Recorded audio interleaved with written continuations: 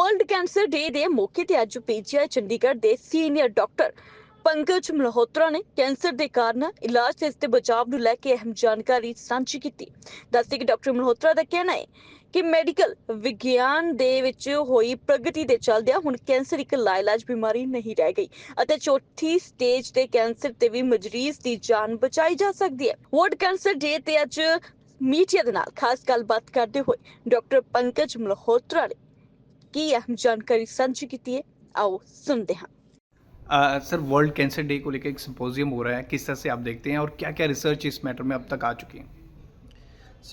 आज world cancer day है, fourth फरवरी को। तो बेसिकली ये डे इसलिए मनाया जाता है to create awareness about the cancer. सभी कैंसर एक ऐसा वर्ड है जो पहले बहुत ड्रेडेड माना जाता था, लेकिन आजकल इसमें इतनी डेवलपमेंट्स हो गई हैं, इतने नए ट्रीटमेंट आ गए हैं, तो ये बड़ा ज़रूरी है कि इसके लिए अवेयरनेस क्रिएट की जाए। तो हॉस्पिटल एडमिनिस्ट्रेशन की तरफ से और डिपार्टमेंट ऑफ क्लिनिकल हेमेटोलॉजी और मेडिकल ऑन्कोलॉजी की तरफ से ये एक सेशन ऑर्गेनाइज़ किया गया है, जिसमें मेजॉरिटी जो है वो नर्सिंग है पीजीआई के, लेकिन उसके अलावा जो और एम्प्लॉयज़ हैं उनको भी साथ में इनवाइट किया गया है।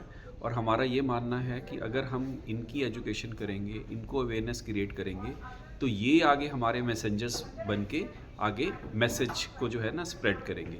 डॉक्टर नवनीत धालीवाल एडमिनिस्ट्रेशन की तरफ से उन्होंने ये साथ में इनिशिएटिव लिया, और जब उन्होंने कांटेक्ट किया हमारे डिपार्टमेंट को, तो हमें बड़ी खुशी हुई इसको ऑर्गेनाइज़ करने में।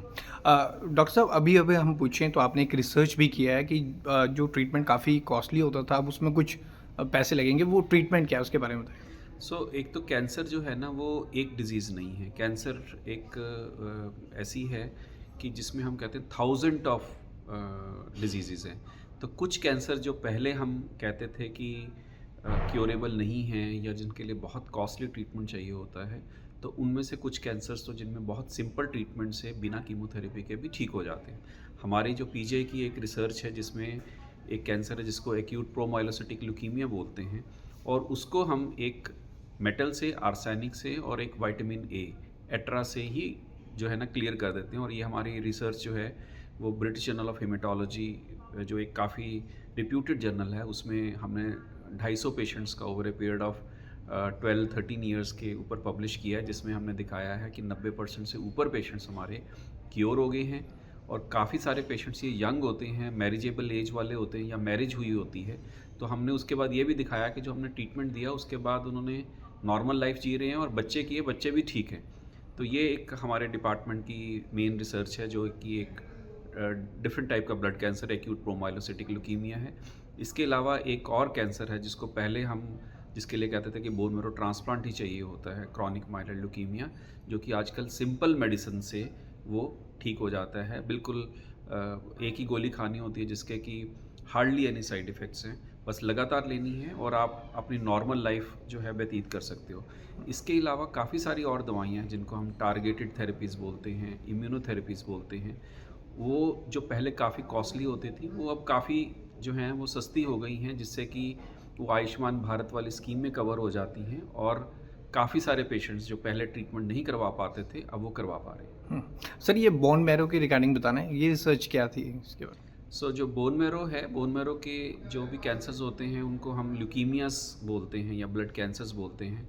और अभी भी काफ़ी लोग ये मानते हैं कि जो ब्लड कैंसर्स हैं वो सबसे ज़्यादा ख़राब हैं बाकी कैंसरों के हिसाब से, लेकिन हम ये कहना चाहते हैं कि इनमें से ब्लड कैंसर में से आलमोस्ट 90% जो हैं वो काफ़ी सारे ट्रीटेबल हैं, क्योरेबल हैं, और जहाँ पे हमें लगता है कि अभी भी मुश्किल है वहाँ पे हम बोन मैरो ट्रांसप्लांट करते हैं। पीजीआई में ट्रांसप्लांट हम 2003 से कर रहे हैं, और करंटली जो है वो हमारे एक साल के अंदर कोई 80 to 100 के बीच में ट्रांसप्लांट्स होते हैं, और ये उन पेशेंट्स में करते हैं जहाँ पे हमें लगता है कि और कोई ऑल्टरनेटिव्स नहीं हैं और किसी दवाइयों से ये पेशेंट ठीक नहीं हो सकता है। सर, कैंसर की बात करें, आज वर्ल्ड कैंसर डे भी है, तो कैंसर की जैसे ही बात आती है और इसका जैसे ही हम शब्द बाहर निकालते हैं लोग डर जाते हैं, उन लोगों से क्या कहना चाहेंगे, क्या अपील क्या करना चाहेंगे?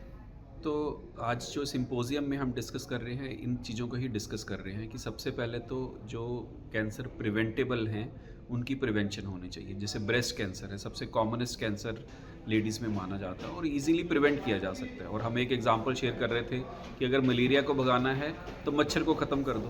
तो सिमिलरली जिसका मतलब है कि आपने कैंसर को भगाना है तो प्रिवेंशन आप कर लोगे। उसका सिंपल मैमोग्राफी आप 40 साल 45 साल के बाद शुरू करते हो तो उसी में ही जो है आप अर्ली पिकअप कर सकते हो और क्योरेबल है। सिमिलरली सर्वाइकल कैंसर है, उसके लिए वैक्सीन आता है। और कुछ और कैंसर्स हैं जैसे प्रोस्टेट कैंसर है, जिसमें कि वैसे ही आजकल इतने सारे ट्रीटमेंट आ गए हैं कि वो कैंसर से कुछ ज़्यादा नहीं होता है। कोलन कैंसर है, उसके लिए भी स्क्रीनिंग प्रोग्राम जो है ना वो होते हैं। इसके अलावा हमने एक और चीज़ डिस्कस की है कि स्मोकिंग सबसे हार्मफुल है। स्मोकिंग जो है वो तो बिल्कुल क्रॉस, बिल्कुल काटा, डबल काटा आप लगा सकते हो, क्योंकि उससे आपके मुंह से लेके आपके बॉडी के बहुत सारे ऑर्गन्स के जो हैं वो कैंसर्स हो सकते हैं। इसके अलावा अल्कोहल भी हम कहते हैं कि कैंसरस करती है, तो सिर्फ उसको ये नहीं देखना कि हार्ट के लिए अच्छी है, लेकिन बाकी ऑर्गन्स के लिए वो अच्छी है कि नहीं है वो भी तो ज़रूरी है ना। तो हम कहते हैं कि ठीक है, ओकेजनली कभी ठीक है, but otherwise regular alcohol consumption नहीं होना चाहिए। फिज़िकल एक्सरसाइज होनी चाहिए। वेट गेन ज़्यादा नहीं होना चाहिए, वेट आपका मॉडरेट ही रहना चाहिए, जो आपकी हाइट के हिसाब से बना हुआ है वो रहना चाहिए। और अगर आप स्ट्रेस फ्री रहते हो, स्ट्रेस फ्री का मतलब है कि रूटीन में सभी को ही स्ट्रेस है, हमें भी स्ट्रेस है, लेकिन उसको हम नॉर्मल मानते हैं। उससे एक्सेस स्ट्रेस में नहीं होना चाहिए, रिलैक्स करना चाहिए, तो आप मेजॉरिटी ऑफ कैंसर्स को प्रिवेंट कर सकते हो। सर अभी बजट पेश हुआ है तो उसमें भी कैंसर की दवाएं और सस्ती हुई हैं कुछ? यस, उसमें से 16-17 दवाइयाँ हैं जो बाहर से इंपोर्ट होती थी, जिनकी काफ़ी कॉस्टली थी, तो उनमें काफ़ी सारा उन्होंने प्राइस रिडक्शन किया है। जिसका मतलब ये है कि आयुष्मान भारत में ये दवाइयाँ अब कवर हो सकती हैं और ज़्यादा पेशेंट्स बेनिफिट हो सकते हैं।